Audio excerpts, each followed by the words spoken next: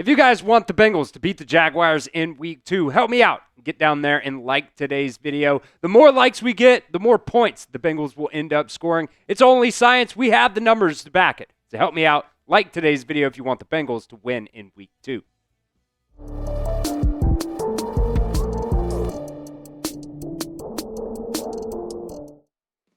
All right, the Cincinnati Bengals are set for their first home game of the season against the Jacksonville Jaguars. They're a 3.5-point favorite in this ball game.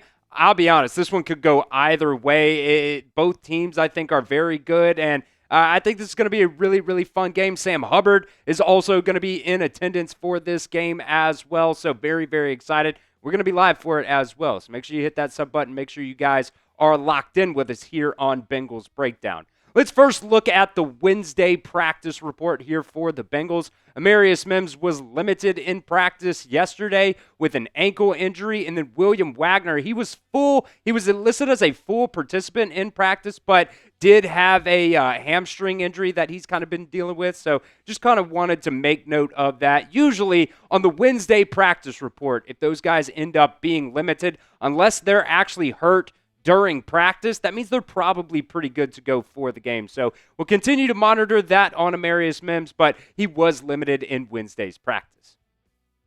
All right, there is a major update here from Jaguars head coach Liam Cohen. Told reporters on Wednesday that Travis Hunter is going to end up seeing a little bit of an uptick in some of those defensive snaps in week 2 versus the Bengals. He played just a little bit on defense last week anyways, in the first week of the season against the Carolina Panthers. And coming up here this week, he's going to be playing both on the offense and the defensive side of the ball a little bit more. In week 1, he ended up playing 42 snaps on the offensive side of the ball, mostly kind of in that slot position at that wide receiver spot. Played 29 snaps specifically at that slot position. And then on defense, he only played 6 snaps. So we'll see kind of how much Travis Hunter actually plays on defense. I do think it would be a good thing for the Bengals if Travis Hunter did go out there and play some snaps on defense because, look, your offensive weapons that you have are electric. They are going out there. Whether it's T. Higgins, whether it's Jamar Chase, or any of these other guys, they're electric. I understand that, Travis Hunter is a very dynamic player. He won the Heisman last year. He was the number 2 pick out of this past year's NFL draft. On the offensive side of the ball, a little bit slow start for him there. Only 6 receptions on 8 targets and 33 yards. So, I'm sure Travis Hunter is going to make a bit of an impact in this ball game, but we'll see exactly on the offense and defensive side of the ball how much of an impact is Travis Hunter actually going to make. So I want to hear from you guys. We do this every single week as well. Who you got? Type B if you think the Bengals are going to win this one, or J if you think it's going to be the Jaguars. It's a pinned comment of today's video, so I want you guys to get down there and spam the comment section. Spam your Bs if you want the Bengals to start the season 2-0. All right, let's start off here with a couple keys to victory for this game. Number 1, they have got to be able to limit Travis Etienne. He had an incredible game in week 1, and that actually led to the Jaguars trading Tank Bigsby to the Philadelphia Eagles. He went 16 carries for 143 yards, averaged almost 9 yards per carry. And if you even take out that 71-yard run there from Travis Etienne, he still went 15 carries for 72 yards. That's still almost 5 yards per carry. So, look, this Bengals defensive line, especially those defensive tackles, they did a really good job limiting the Browns in week 1.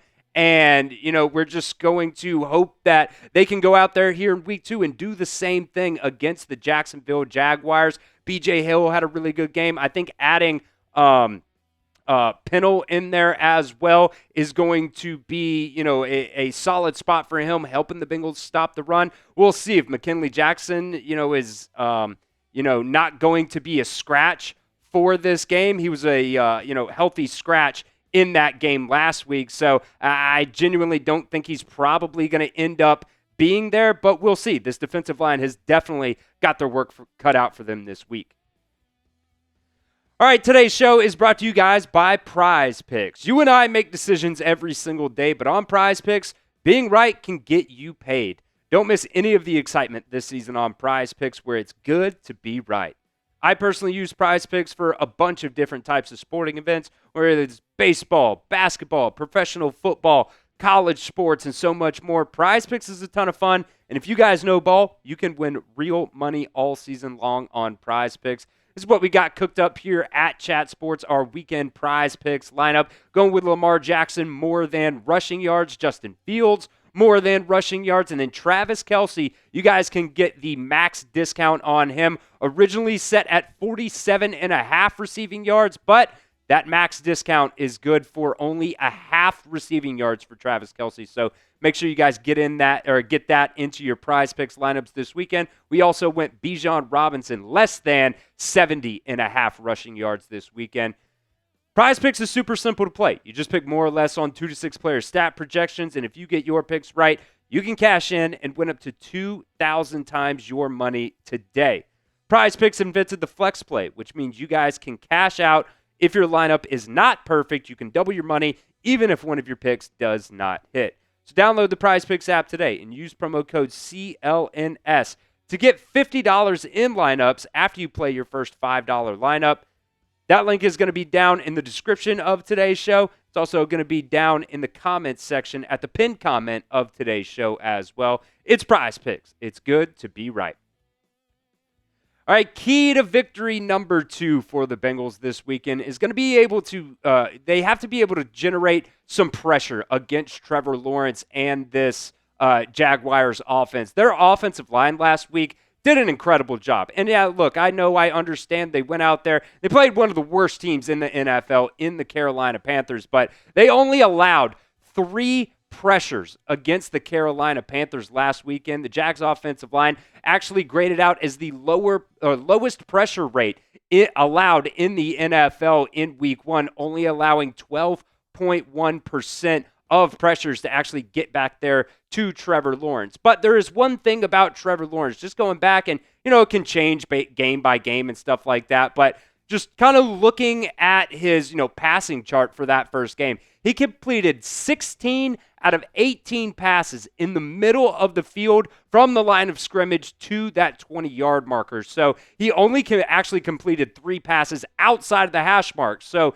the defensive line can, help some of those, whether it's the linebackers in coverage or whether it's the cornerbacks. If they can get to him really quickly, they're going to help those linebackers in coverage out a lot. That's something that we talk about a lot too.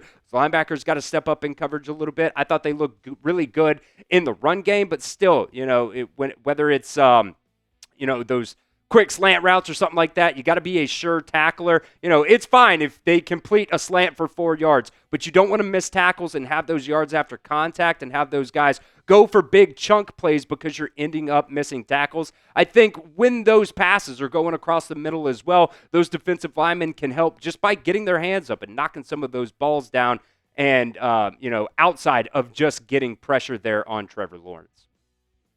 So predict the score for me to the Bengals versus the Jags coming up this weekend. Let me know your guys' score prediction down in the comments. I'll give my score prediction here in just a little bit as well.